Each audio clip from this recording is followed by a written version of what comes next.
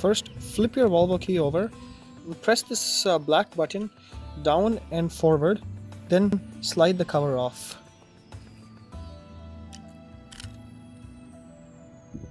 Next, put your middle finger through the keychain ring, squeeze these two little tabs using your fingers, and slide the back cover off.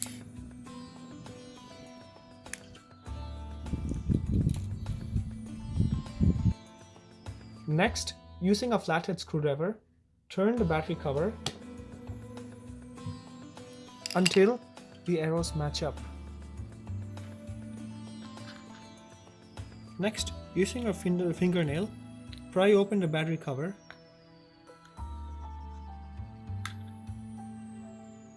Next, using a screwdriver, pry the battery out. Finally, replace your battery. Make sure that the positive side is on bottom of the battery cover, and then place it in. Make sure that the arrows line up, and use a screwdriver to turn it all together.